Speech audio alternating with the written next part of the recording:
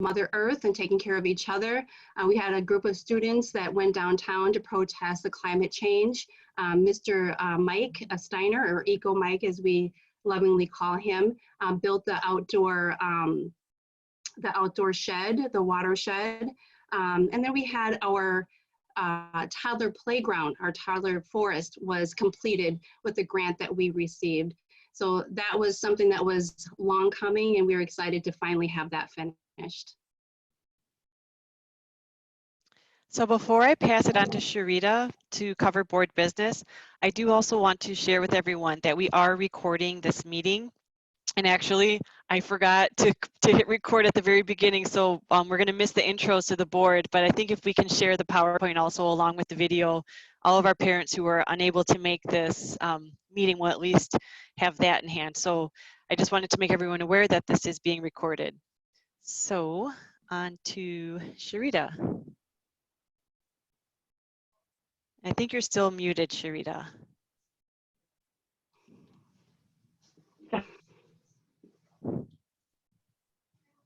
So for this year for the board, we are actually looking to add new candidates to the board. We are seeking 6 additional seats. And someone to grab the door for me, I would appreciate it. I'll do that. I got it. Right now. Thank you. So this year we are looking to add 6 wonderful new ladies actually to the board. And I'm going to go over the list of names here in just a moment, but just do keep in mind that we actually put the board bios out in the notes home. So I won't go over each candidate in detail. I will cover the names here. So for this year, we have Sheena Adams, Melissa Gibson, Nakia Gordon, Tresca, and I apologize if I butchered the last name, Maylene, Carla Munoz, and Devin Pittman. So right now, after the meeting today, the voting will open up to our population. So anyone who is part of the Highland community family, our parents, are able to vote, and we'll send out the link right after the meeting.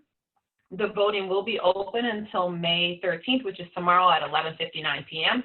So these are individuals who we have taken a look at and decided that they would be ideal candidates for the board for this upcoming year and for the next 3 years, actually. So if you have taken a look at their bios and you know these people and you feel like they would also be a good fit for the board, please do go out and vote as the voting will end tomorrow at 11:59 p.m. And thank you. So, and next up here, it looks like we are going to look at Highland's charter contract. Charter contract, yep. All right, thank you. No problem. I have to tell everyone this is, I feel like I am so multitasking right now. There's like 3 screens in front of me. And I feel like all pistons are shooting right now. It's like boom, boom. This is probably the most challenging thing I've ever done with any kind of work. Oh, yeah. So Highland's charter contract. For many of you who were able to participate last year in our annual meeting, you may have known that we were entering into a year of negotiation with MPS School Board of Directors. We spent some time last year at our annual meeting talking about what it means to be a non-instrumentality charter school. What are the pros? What are the cons? What does it mean to enter into negotiations given some of the greater context and the landscape with the MPS School Board of Directors and the spring vote of 2019. So we have some updates to share, and I can tell you that we are all feeling very positive and optimistic on what we've been able to achieve thanks to our amazing leadership, our staff, our teachers, our parents, our community for showing up when we needed you the most. So this is just a picture of some of the parent outreach. I'm telling you, this meeting had me in tears, just hearing the testimony from so many people. And for me, it was just that affirmation of why I chose Highland 12 years ago to be a parent. And it was just so beautiful and overwhelming, I'm sure, for the school board directors. And it was positive, and it had the impact that we desired. So we were approved to advance negotiations for a 5-year contract, which is a really big deal because when the group, the MPS School Board of Directors, came to visit Highland in December, there was some questions and discussion around, should it really be a 5-year? Could it be a 3-year? And for those who don't know, we have had 5-year contracts with MPS since since we became a charter school with MPS in the mid-90s. So for us to go from 5 to 3 years would have been a hit. So for us to be able to retain that in the current political environment with MPS School Board of Directors was a huge achievement in itself. So it's something that we should all feel very proud of. And I thank all of you on this meeting, and those who aren't able to make it, please spread the word. It made a huge difference. So where are we now? We have entered into some negotiations with MPS admin, and I can tell you it was also very surprisingly good. I think part of that, I think there were several factors I think that weighed into it. The April elections and the voting for additional funding for MPS, I think had a play. But I think, again, it came down to the strong leadership that they saw in Highland, the commitment from parents and staff.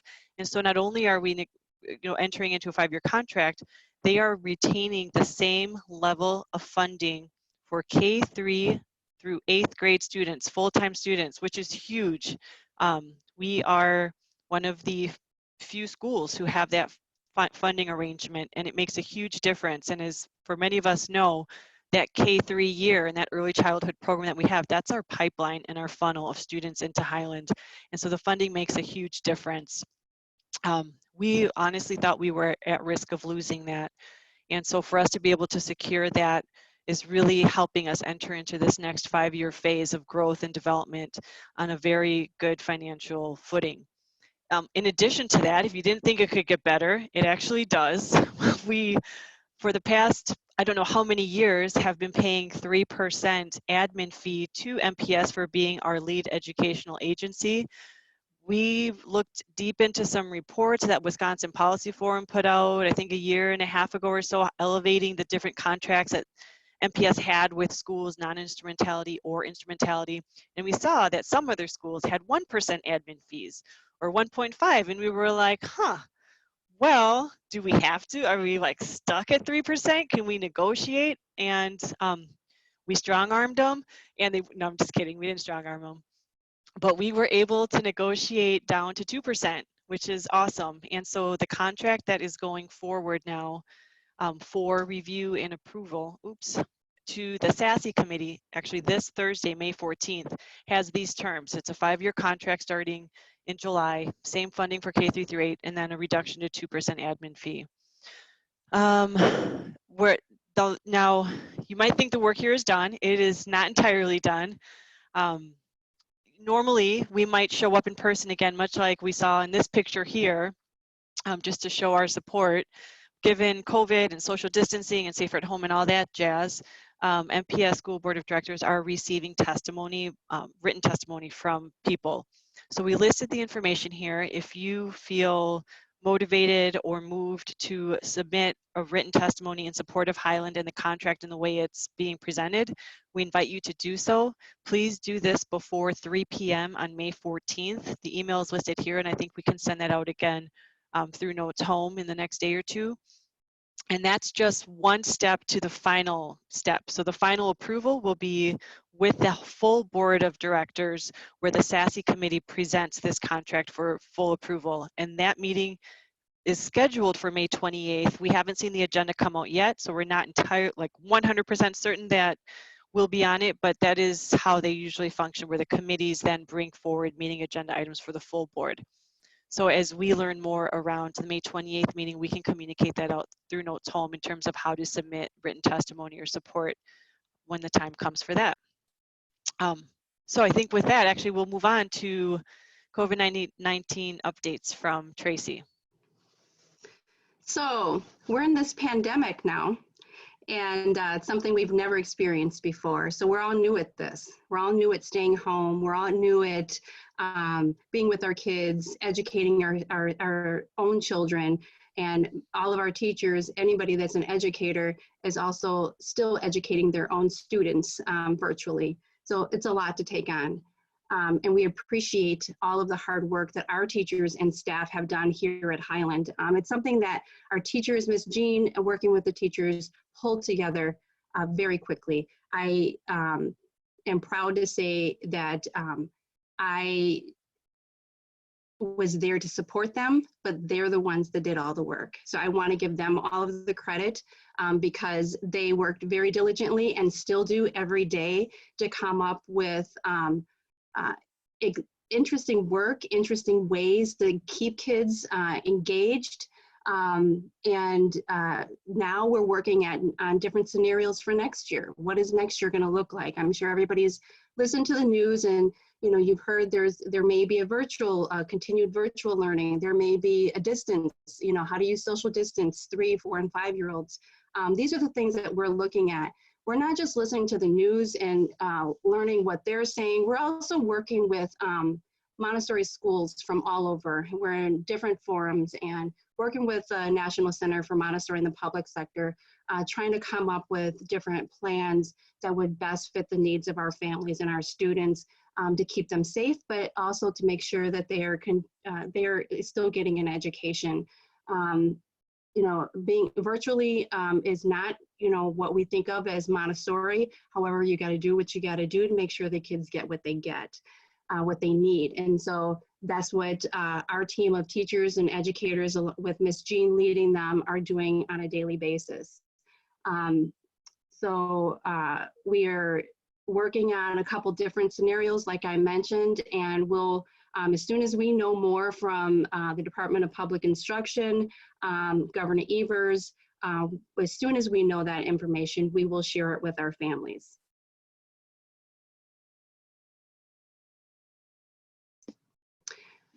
So as far as how does this financially impact Highland? On a broader scope, that we've many families have seen refunds either via check or deposits or credits on their accounts at Highland because we, of course, can't keep money if we're not providing a service. However, our program fees pay for our program staff. But Highland, the board, and myself made a commitment to make sure that all of our staff are paid at least through the end of the school year. Even before we applied for the PPP loan for our staff, this was something that we felt that it was important for us to do. Our staff is not just our staff is our family. These are people that, our kids go to school together. And so we want to make sure that we're doing right by them. However, getting the PPP loan, which is the payroll, Liana, you can correct me, I always get it wrong, payroll protection program. If that's, I don't know if that's correct. I actually really don't know what the acronym is. It took me a minute to unmute. Sorry. I think it's the payroll protection program. Payroll protection program, I think that's right. Yeah, so it will help cover our staff through June 25th. We're looking at what does summer program look like. I get emails questioning, will we have a summer program, a summer camp? At this point, what we have decided is if we do have a summer camp, we would push it back and not start until the week of July 6th. What that would mean is initially we were taking off the week of July 13th during the DNC, the Democratic National Convention, but since that's not happening, we would not take that week off. So summer camp would not start until the week of July 6th if we're going to have it. Again, this is all based on scenarios that come forth from Governor Evers and a licensing, the Department of Children and Families, and making sure that if we do have summer camp, we are able to provide them with a safe environment. That would look very different than what our summer camps are used to looking like. Many of our families sign up for our summer camps because they love the field trips, the walking trips downtown, taking the city bus all over the city and going to different parks. That would not happen. I can say that for sure that if we do have summer camp, I would not want to put our children at risk being on city buses and going all over the city. They would stay on campus where we can control it more. The numbers in the camps would be a lot smaller. We would have to abide by state licensing guidelines, and right now, as it is right now, it's only essential workers' children can go to childcare, and the numbers are up to 10 people in a group. And so that's what the scenarios are right now. I know that they're slowly lifting them, and so as those things are lifting, we have to base what those what that lifting means for our families and making sure, can we still continue to keep them safe?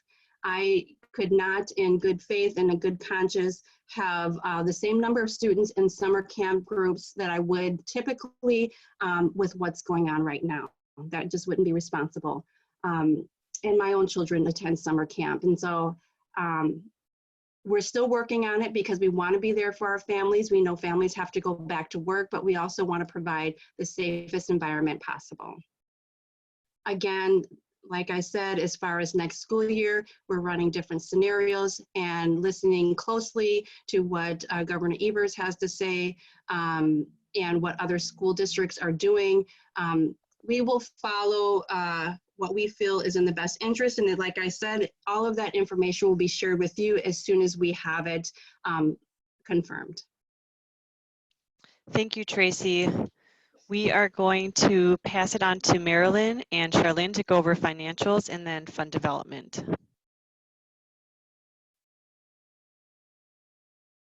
Hello? Marilyn? Yeah, oh, sorry, keep trying to get my video going.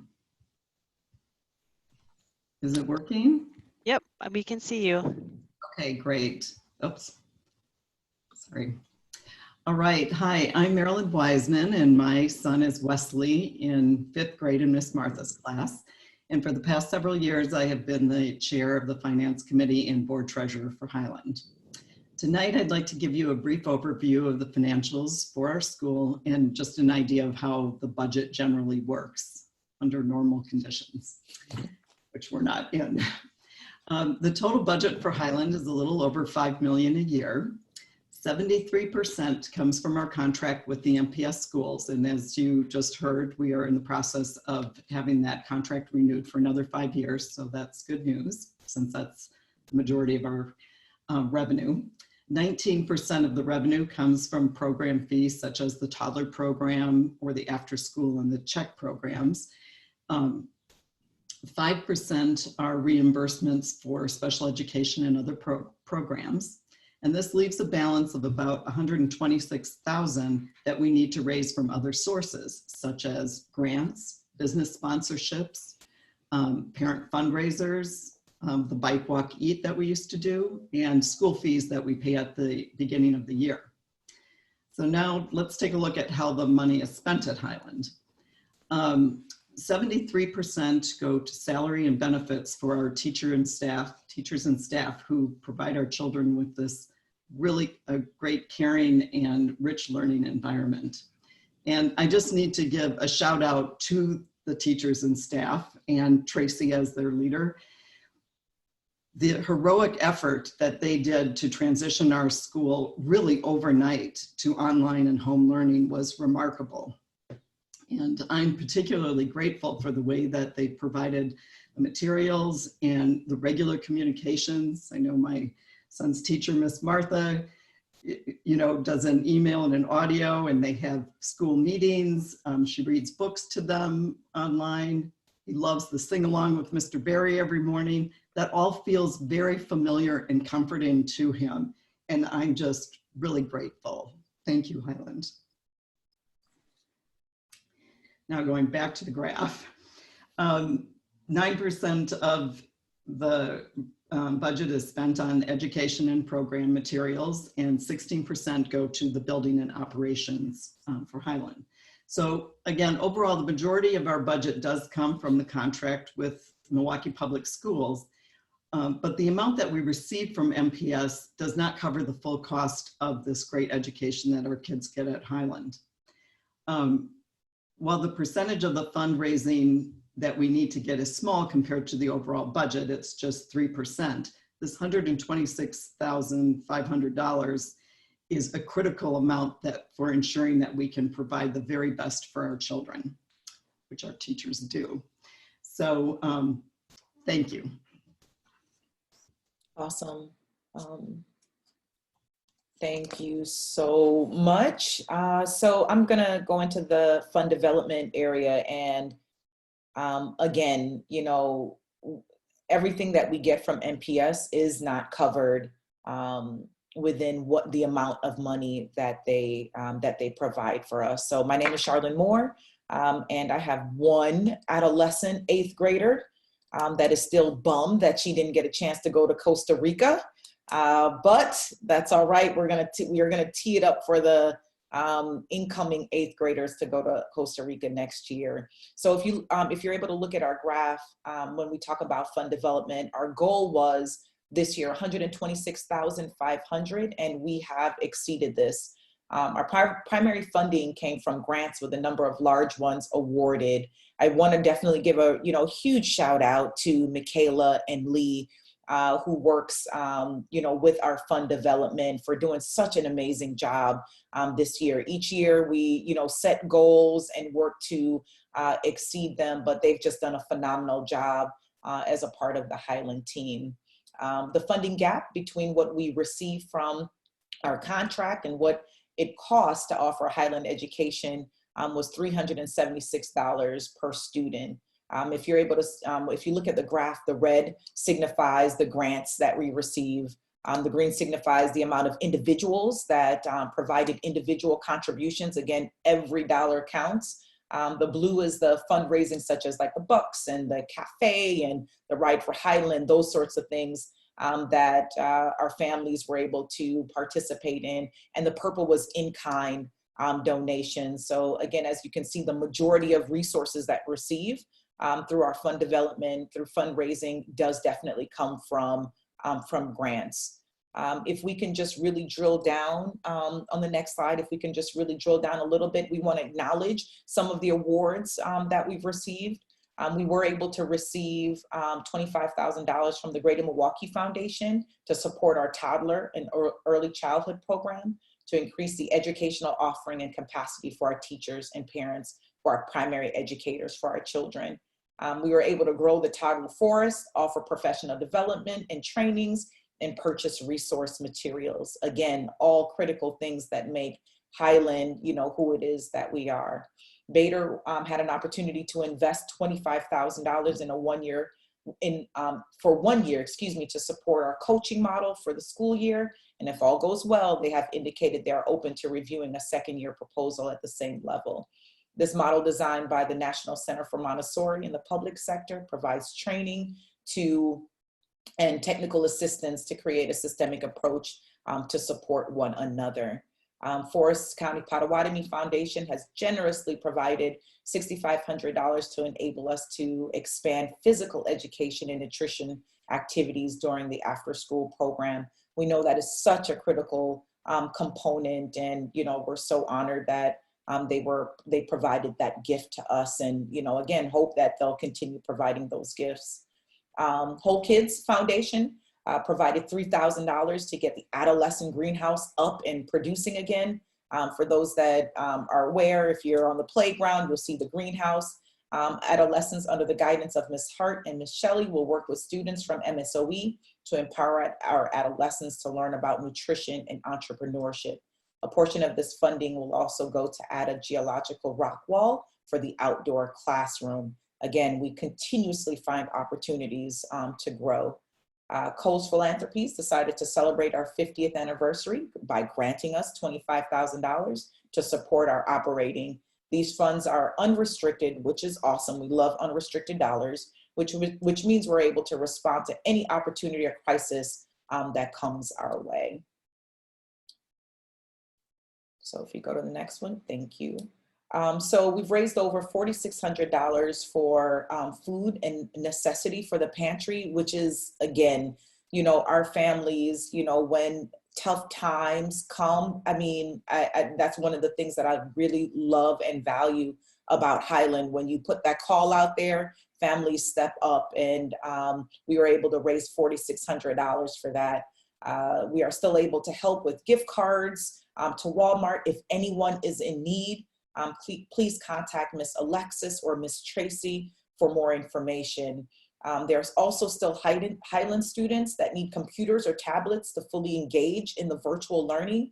This is an immediate need. So if there's any opportunities for anyone, I know when the pandemic hit and the schools had to shut down, our staff immediately went into, that mode, like, okay, what do we need? What do we need to do? So dollars started to pour in for, to provide food and necessities, as well as donations of food where families can come in and, pick up groceries. And so, again, this is what makes our Highland community what it is, that when there's ever any challenge or any issue, we have people that absolutely step up to the plate. So I just definitely want to take this moment to thank those families that had the opportunity to contribute, as well as our amazing donors. We'll continue, and beyond. We'll continue next year to continue raising dollars, but the more resources that we have and the more resources that we get through the door, a better critical opportunity that we have to provide and enrich that education for our children and our families. So a big kudos to all our donors and the support that Highland Community School has continued to provide. Awesome. Thank you, Charlene. So I'm going to pass it back to Tracy to walk through our strategic plan and where we stand today. So we started this process about 1.5 years ago. This was, as I've been at Highland for a very long time, many of you know that. This was, I would say, a very successful endeavor this time. We've tried it in the past, and the document lives somewhere. I don't know where, but it wasn't a living document. And I think when we took this process on 1.5 years ago, I think the board, our board of directors and myself, felt like it had to be a living document. I felt that if we're going to put all the time and energy into it, we needed to make sure that we revisited it. And so, I report back to the board on how we're doing. I meet with the staff and Ms. Jean and the admin team to make sure that we are on target to reach the goals that we've set for ourselves for the next 3 years. What was really nice, Ms. Lee was able to break down, pull out just the goals for this school year, the 2019-20 school year, and working through it, working with Amanda, making sure that the items on the strategic plan were budgeted for, so we had money to do the things that we said we wanted to do and the goals that we wanted to achieve, working with Jean and the teaching staff to make sure that we are on track to meet the goals that we set out for ourselves. And I'm proud to say the progress that we've had so far, out of the 28 goals that we've set for the 2019-20 school year by year end, we've met 23, or we are on target to meet 23 of those 28 goals. Now, that doesn't mean that those other goals just kind of fall by the wayside. We will just continue to work on them. But with our year being cut short, things kind of happen, and you go into overdrive to make sure that other things get taken care of. But we will surely be revisiting these goals and adding them on to next year's goals to make sure that we do meet those goals. The one thing I'll add on to that, in the email that went out this morning, and I think possibly on Friday as well, the notice, there was a link to these goals. So if you want to read more about what they are and where we are at in terms of progress, you can see that in the notes home. And then I believe we also have the whole strategic plan posted on our website. I see Stevie nodding her head up and down. Okay, good. I don't want to spread rumors. So we didn't want to get into the detail here, but we want to make sure that you know where to find those resources to get more information should you want to go deeper into this. So I'm going to pass it on to Stevie, Miss Stevie here, to go through parent support and committee help. Oops. Hi, everyone. Does it work? Okay. Like Charlene and Marilyn and all of us, I'm feeling really grateful for parent support this year. And really what I've got to say is kind of a lot of thank yous to everybody. Firstly, to the board. You guys have kind of made the biggest commitment possible to Highland. So thank you guys. Secondly, thank you to the volunteers of our committees. We have funded development, finance, the creative committee, the library committee, the social justice committee. The Bike Walk Eat committee has been active this year restoring that event, or we're The Charter Renewal Committee was a one that sprung up as a need arised. Our Facilities Committee was reactivated with our building plans that we have going forward. Those are no small commitments. Those committees meet regularly. So thank you to you parents who are participating in those committees. I'm just going to continue to read, because if you volunteered with me to do a special project this year, I want to thank you. If you've stopped in my office and I gave you some kind of weird project to do, it's appreciated. You know, you all know who you are. If you've coordinated an event, volunteered at an event, attended an event with your family, if you're reading to your child at home, if you've let them read to you, showed up for your student at parent-teacher conference, that is important. Thank you to everyone. We have an amazing turnout for our parent-teacher conferences. Donating and purchasing food from our cafe, big thank you for that. Stopping in to make time to talk with any other parent or member of our community. All of these things I'm reading off, these are ways that you are involved. This is our parent involvement. Joining classroom Facebook pages, spending your free time serving burgers or beer at the Pfizer Forum or Brewers game. A big thank you to those parents. Purchasing gear, attending the SASE committee meeting, testifying on behalf of our school. If you shared food for one of our potlucks, purchased last minute costumes or trifolds for your students, attended a going out, donated to our bookshare or gear swap, brought your child to a snowstorm Saturday play rehearsal for 2 months, thank you. Readers of Notes Home, thank you. If you've had to learn how to use a frustrating new program for your child during this time, thank you. To those of you who have donated to the Highland Food Pantry and supporting our community, thank you greatly. And to those of you who have reached out and kind of been strong enough for your families to ask for support, thank you. That's not easy to do either. For those of you who have turned your homes into classrooms, yourselves into teachers, and tried to see your children as your students, big thank you.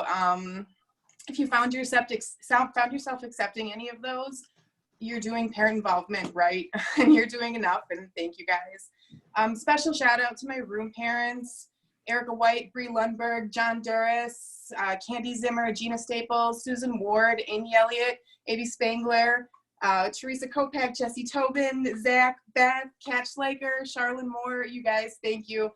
This team has been fun to work with this year. I was able to lean on them for a lot of support with promoting our events, reaching out to new families, opening up classroom pages, fostering communication, arranging classroom giving trees this year, flooding our students and teachers with the gift of materials and more, creating beautiful, funny, artistic, thoughtful, architectural and adorable bulletin boards, and just enriching those hallways for myself and the students. That was beautiful, and thank you guys for that. And thank you for helping out with the teacher appreciation videos that went out last week. You guys don't give yourself enough credit, so that's why we give you obnoxious t-shirts with your names on them. So yeah, thank you for being a conduit in your community. Your time is appreciated. And for anyone who's interested in becoming a room parent next year, this program will continue to grow in importance and become probably very necessary as we move forward. And some of our frontline parents this year are moving on or graduating or needing to be relieved of their duties. If you're interested in taking on room parent roles for next year, please reach out to your current room parent or your teacher, and then you'll hear from me. Your teacher is the one to make the final nomination at the end of the year. Shout out to Flora Rednitsky and Jennifer Nichols for making the transition from parent to staff parent. And a final big thank you to our parents who are staff, my peers and coworkers. I want to say thank you. I hope I got all that done in 10 minutes or less. Sorry, I was reading fast. My door to my office in the building might be closed, but my inbox is open. So please continue to send me any thoughts or comments or concerns, or if you need anything, please reach out. And thank you to everybody who sent pictures of your students working from home for Notes Home. Being able to share pictures of students working so that you can hopefully share them with your students is a way to kind of keep our community inspired during this time. So please continue to send photos in to me, and thank you guys. So Stevie, you did that in like 2 minutes. No. That was fast. Yeah, I think. So can I say something then, since she didn't use all her time? Yes. I was hesitant Yeah. because I know you didn't want us to speak up, so we didn't go over time. But I just wanted to say, Stevie has taken on the role, like so many other, as a parent involvement coordinator, and our needs at Highland have changed over the years. From when I first came on, where we were actually doing the painting and plunging toilets and shoveling the sidewalk, the needs have changed, and so parent involvement has changed. And so when we ask parents to be involved, it's not because we need you to roll up your sleeves and get stuff done around the building. It's like the parents who were involved in the charter renewal, when we needed a committee of people to get together and help us work through this, when we needed people to come to MPS and make signs and sit there and give testimonials, those are the things that we need from our parents now. We need you to reach out to other new parents. So the things have changed of what we need from parents. We need the parents in the building to create community.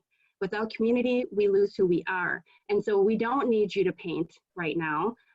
We do need you for the grounds to maybe plant some flowers sometimes, but we need you in the building. We don't have transportation because we want to see your face in the place.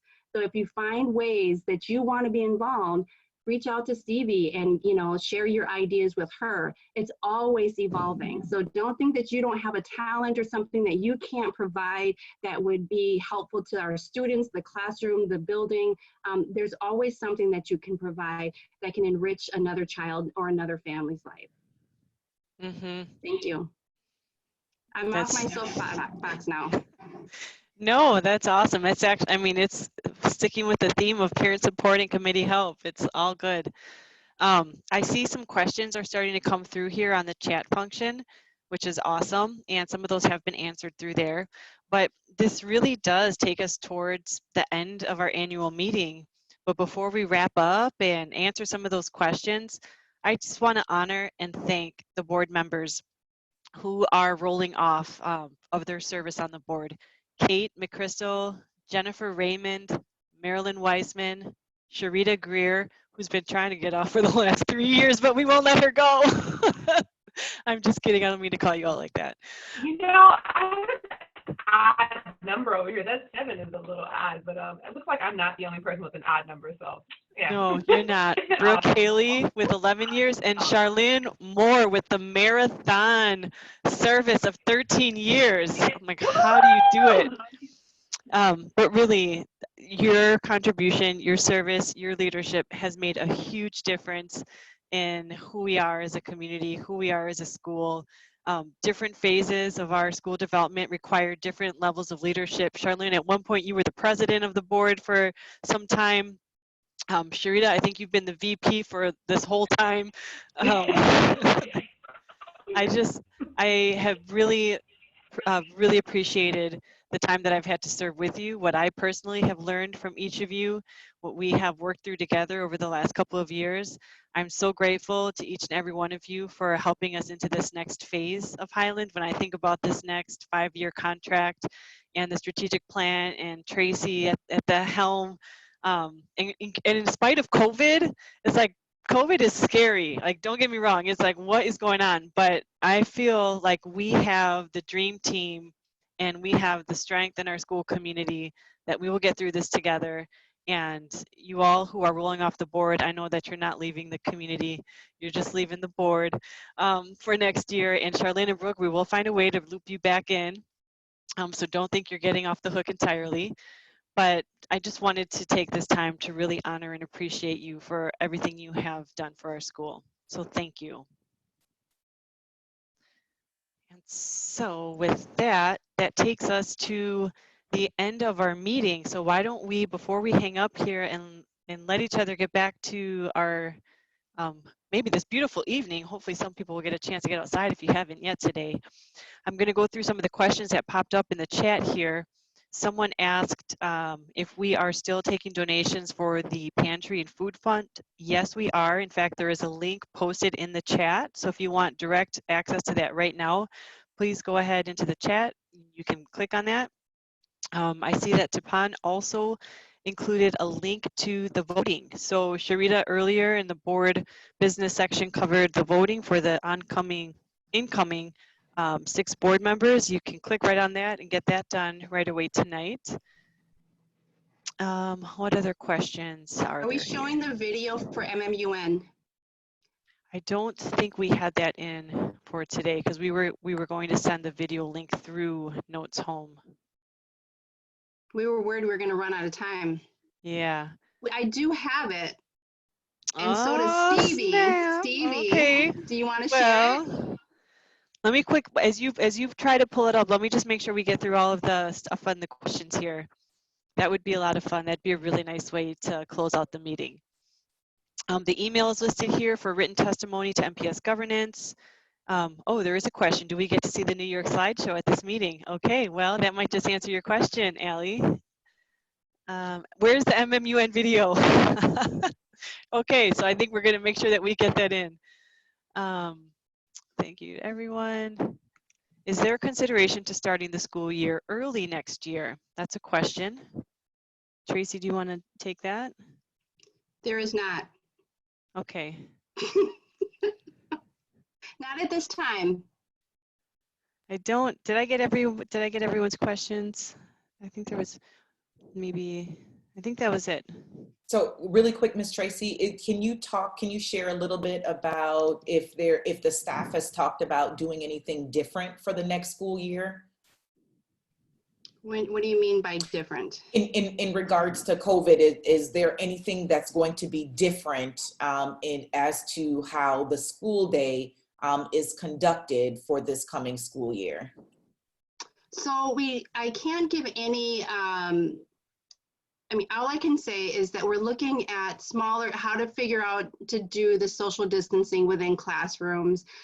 There's talk that we would be taking temperatures just like everybody else, taking temperatures when students and staff arrive at school and throughout the day, continuous hand washing and sanitizing of materials and things in the classroom. So those are all the guidelines that the CDC has put out that we will follow to make sure that our kids are safe. Our biggest thing right now is trying to figure out with our classroom sizes are typically about 28 to 30 in the classroom, not including adolescents. Trying to figure out how do we social distance that many children in a classroom. And everybody that knows Montessori knows that Montessori is done in small groups. And our children are very loving and very nurturing to each other, even through the adolescent program. So trying to get them to keep their hands off of each other from hugging each other. And those are things that we are trying to work on, but we will follow the CDC guidelines. And like I said, that's with continuous sanitizing, temperature taking, things like that. And last question, will parents be allowed in the building? That's another thing that I've heard is a guideline is not letting parents in the building. So it just breaks my heart to even think that. But that is a consideration of how do we do that, because we have toddlers, we have 3-year-olds, and I can't go and take a 3-year-old from a parent. So we're trying to figure out how we could logistically do that in a way that's not detrimental to a child. And there's also the talk of, children would no longer prepare a snack in the classroom. They, would have to have separate snack. So the way that we do everything in a Montessori classroom and Highland, we are revisiting to figure out how can we change it so that we don't completely lose who we are, our culture, and our community, but make sure that we are providing a safe environment for our children. So yes, those are things that we are taking in consideration, and if we have to do them, because that's what licensing and the CDC says, then that's what we will be doing. Thank you. Okay. Can you all see the HCS MMUN NYC 2020 video? Yes. Sweet. Okay. Yep. Well, I think what I'm going to do here, I am going to call an end to the meeting, but I'm going to play this video and, uh-oh, did it just go away? No, it's there. We see it. Oh, Now it's now it went gone. away. Okay, There. just kidding. Something just happened. Let me try this again. It was just up. Let's try this again. But what I was saying is I'm going to pull up the video. Oh gosh, your background is awesome. Okay, sorry. All right. Yeah, I have. Background dance fair. Yeah, okay. I know he's getting into it. Okay, so now you can see the video again. Is it back? Nope. Not yet. Oh, Yeah. Share the screen. this is hard. I think this is it. Does it look like a? It's coming. It's coming. Yep. There That it it? is. Okay, so I want to I'm going to close the meeting here. I'm going to keep you all on, but when the video is over, I'm just going to end the meeting for everyone. And I have to optimize sharing, so I don't know if that's going to take away the ability to talk and all that. So I will just say thank you and goodbye, but I'm sure we'll have a chance to connect again, maybe through Zoom, maybe at Highland in the next couple of months, but just really appreciate everyone for tuning in tonight. All right, so with that, let's get this video rolling.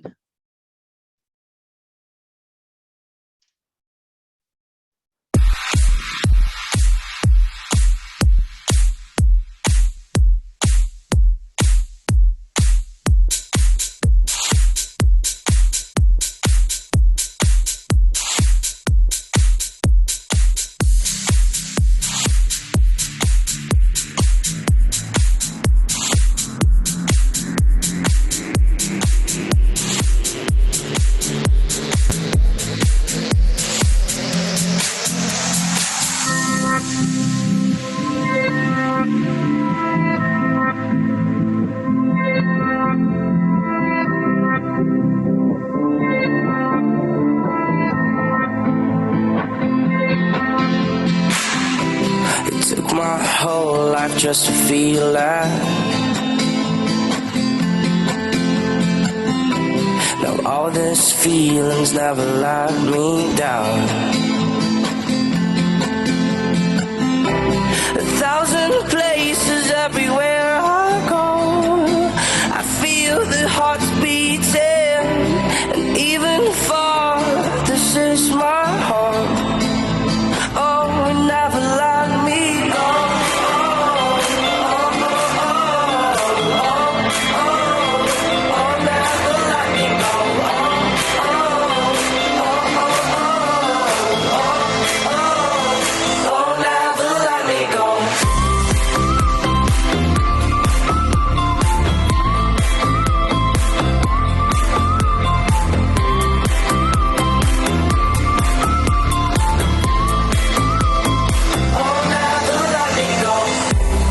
Now it's you that I believe in, 'cause all these feelings never took me down. 1,000 places everywhere I go, I feel the hearts beating, and even far, this is my heart. Oh, it never let me go.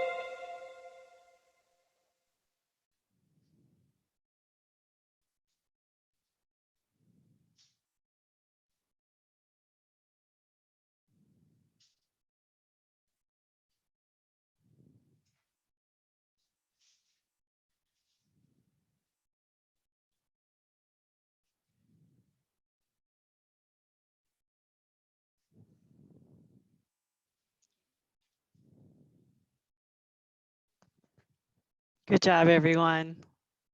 Bye. Thank you. Be well, everyone. Thank you.